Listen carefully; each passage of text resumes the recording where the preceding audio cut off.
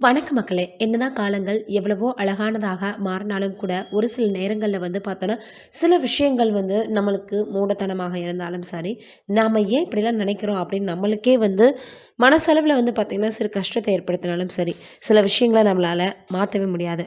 அப்படிதான் பார்த்தீங்கன்னா, இங்க ஒரு பிரபலத்துக்கும் பார்த்தீங்கன்னா, ஒரு விஷயம் நடந்திருக்கு. தான் ஆம்பள பிள்ளை வேணும் அப்படின்னு வேண்டி பெத்திருக்காங்க. ஆனா, தவறான ஊசியால தன்னுடைய மகனை இழந்திருக்காங்க. அந்த பிரபலம் யாரு? என்னதான் ஆச்சு? அப்படின்றத தான் நம்ம இந்த வீடியோல பார்த்து தெரிஞ்சுக்க போறோம். தன்னுடைய மகன் இறந்தது குறித்து முதலாக அதுவும் மருத்துவர்களால அப்படின்னு அனிதா குப்புசாமி அவர்கள் கண்ணீர் விட்டு சொல்லியிருக்கக்கூடிய தகவல் சோசியல் மீடியாவில் வைரல் ஆகி வருது. இந்திய நாட்டுப்புற பாடகர் மற்றும் திரைப்பட பின்னணி பாடகராக வலம் வருபவங்க தான் புஷ்பவனம் குப்புசாமி, அனிதா. இருவரும் தன்னுடைய நாட்டுப்புற இசையின் மூலமாக ஒட்டுமொத்த நாட்டுப்புற மக்களின் மனதையுமே கவர்ந்தவங்க. அதோட புஷ்பவனம் குப்புசாமி தன் இசை திறமைக்காக தமிழக அரசின் கலைமாமணி விருதை பெற்றிருக்கிறாரு.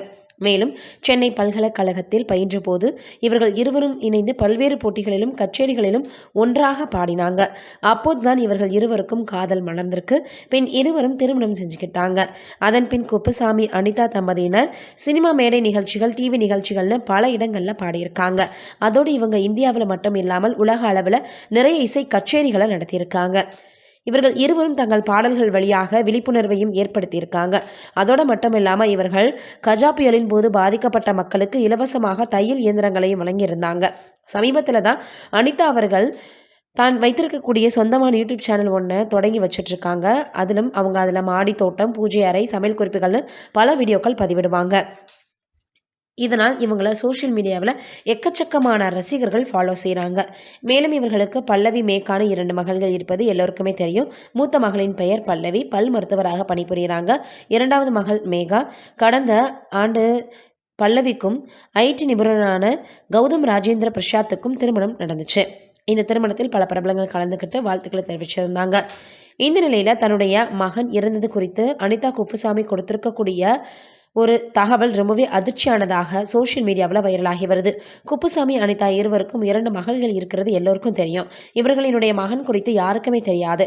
சமீபத்தில் அனிதா குப்புசாமி அவர்கள் பேட்டி ஒன்று கொடுத்திருக்காங்க. அதில் அவங்க, எனக்கு முதலில் பல்லவி என்ற பெண் குழந்தை பிறந்தது. 2வது ஆண் குழந்தை பிறக்கணும்னு நான் கடவுளம் வேண்டிக்கிட்டேன். அதே போல் எனக்கு ஆண் குழந்தையும் பிறந்தது. அந்த குழந்தை நல்ல அழகு, நல்ல கலர். சிசேரியின் மூலமாக தான் அந்த குழந்தை பிறந்தது. ஆனால் குழந்தை பிறந்த 24 மணி நேரத்துக்குள்ளேயே இறந்துருச்சு. காரணம், மருத்துவர்கள் போட்ட தவறான ஊசினால என்னுடைய குழந்தை நெஞ்செல்லாம் எரிந்து விட்டது அப்படின்னு அழுதவாறு சொல்லியிருக்காங்க. இதை அறிந்த ரசிகர்களும் அனிதா குப்புசாமியினுடைய வாழ்க்கையில் இவ்வளவு பெரிய சோகம் நடந்திருக்கான்னு ஆறுதல் தெரிவித்து வராங்க. நம்ம என்னதான் பிரபலங்களாக இருந்தாலும் சரி, எவ்வளவோ பெரிய ஆட்களாக இருந்தாலும் சரி, நம்மளுக்கு பார்த்தீங்கன்னா புத்திர சோகம் அப்படின்றது ரொம்பவே வாட்டி வதச்சிரும். அதுலேயும் குழந்தை இல்லாமல் எத்தனையோ பேர் கடவுளிடம் வேண்டிட்டு இருக்காங்க. அவங்களாவது நம்மளுக்கு எப்பயாவது கடவுள் நிச்சயமாக நம்ம பக்கம் கருணை காட்டுவாருன்ற ஒரு நம்பிக்கையில் இருப்பாங்க. ஆனால் இந்த மாதிரி பிறந்த குழந்தைய ரொம்பவே இழந்தவங்களினுடைய வலி அப்படின்றது வார்த்தைகளால் நம்மளால் பார்த்திங்கன்னா விவரிக்கவே முடியாது. நம்மளுடைய சார்பாக அவங்களுக்கு ஆறுதலை தெரிவிச்சுக்கலாம்.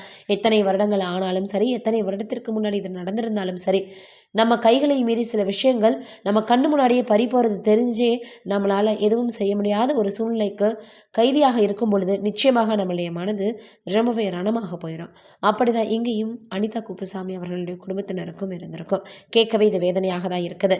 இது போன்ற விஷயங்களை பார்த்தாவது மருத்துவர்கள் எந்த அளவிற்கு பார்த்தீங்கன்னா கவனமாக இருக்கணும் அப்படின்றத புரிந்து நடந்தால் சரி.